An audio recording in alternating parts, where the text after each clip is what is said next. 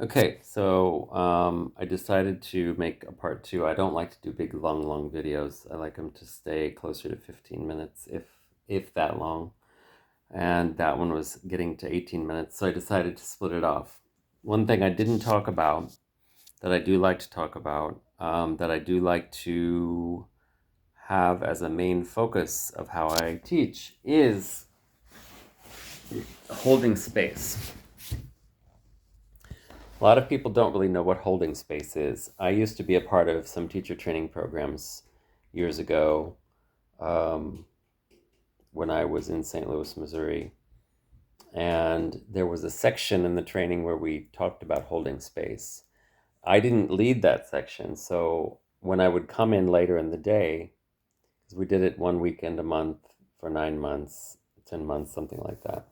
So I had a little part of each weekend, and there were two other or three other teachers who also had little parts of that weekend.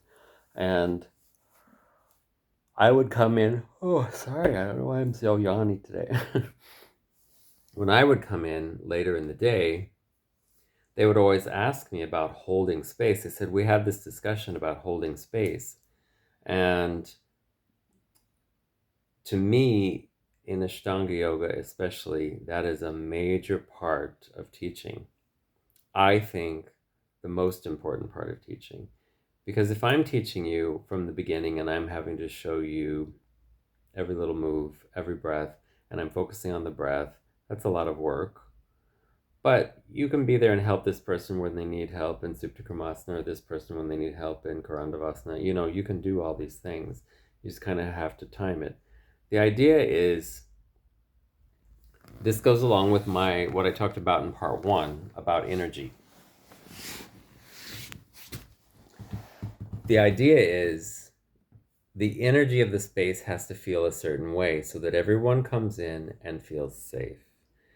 Now, safety is not something I think is my responsibility as a teacher. I think everyone needs to learn how to find their own way to feel safe. But when you're coming into a space where the teacher is such a major part of the practice, the teacher has to learn how to manipulate the energy in the room. And I don't mean manipulate the energy so that you're shifting it so that you have control over people. I mean, say you're in a yoga studio where there's tons of classes in that room, and there's these, vinyasa classes where they drink wine after every pose, and then there's, you know, if there's a serious sadhana classes going on in that room, it's probably okay. But you still have to hold the space because Ashtanga is still a different animal than every other type of yoga. It's a different thing. You need to be able to take the energy in your body and fill up the whole room and feel that it's safe. When I was studying Kundalini Yoga, I studied one of the practices that I was encouraged to study because they could tell I could feel energy, was called Satnam Rasayan. Satnam Rasayan is a thing where I'm serving one person, and I would open up myself to feel whatever's going on in you, but I would feel it in my body. And then there were certain techniques you had to heal it in your own body, which then healed it in their body. So I also studied pranic healing, and I also studied, many, many years ago, I studied Reiki. Reiki is my least favorite of all of it. I don't want to manipulate someone's energy in that way. But what the Satnam Rasayan taught me was, well, and then I studied with the guy who, oh God, and I can't remember his name right now. He died a couple of years ago. He's very, very well known in the Kundalini Yoga community, but my brain is not thinking of his name. He would teach you how to take Satnam Rasayan into your classes.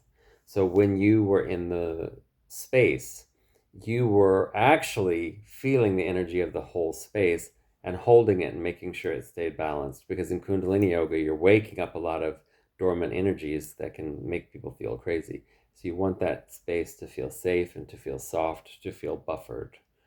And I believe Ashtanga Yoga is just as powerful like that. It can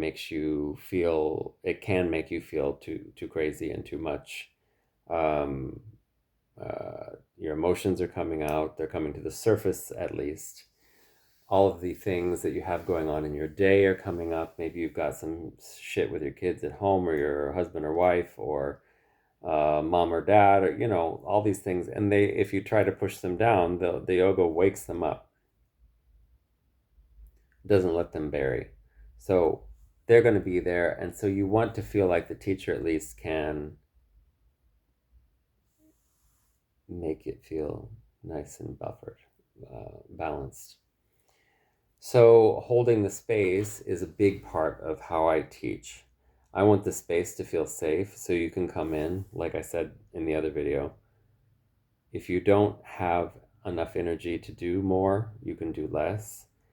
You can do more and be experimental and try it and get open yourself up, and not feel like you're vulnerable at a level where you would be uncomfortable. But you're always going to be vulnerable when you open up. But if the teacher's holding the space with safety in mind, you should feel okay allowing that to happen. Um, and then from there, you go and you help each individual where they are, because you can, when your energy is spread around through the whole room, you can feel how they're feeling. You can feel what's going on. You can see it on their face sometimes. And Nancy Gilgoff, when I was studying with her, Nancy was, really intuitive. I don't know that Nancy really manipulated the energy in the whole room, though. But definitely when you were around her, she would come up and she would be like, "What's this?" And she would like put these four fingers on this spot on your back, or this spot on your shoulder, or whatever. There's no energy there. There's no energy moving there. What is that? And she would kind of stay there until you breathed into that space and moved prana there, and then she would let you move on to the next thing, because she thought that started the process, and the practice as a whole was geared toward opening up and unlocking all of the energetic body so that you could feel it fully. And that's kind of how I roll also. It's not it is physical, yes. And I am helping people physically on a daily basis, yes. But for me, it's all about making sure the energy in the space feels a certain way and holding that within myself. And if I'm having a bad mood from I had bad dreams, or I didn't sleep good last night, or I'm just in a shitty mood because I had a bad experience yesterday, or or whatever, or I can think of, that energy also can't be brought into the space with it. And sometimes it's very hard to do that. So then you have to manipulate the energy to make sure the energy in yourself is okay, so that the energy in the space feels okay. That's a very big, important part of teaching to me. I would say the most important part, because that's the base. It has to feel safe when they come in there. And not safe is such a loaded word. Not just safe, but to feel nurtured, not bullied, challenged, but not necessarily pushed.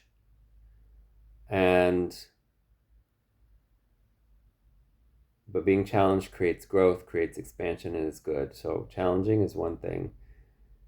But also knowing when not to push or challenge that person. Let them have their, okay, you're feeling that way. That's okay. You have it. That's fine.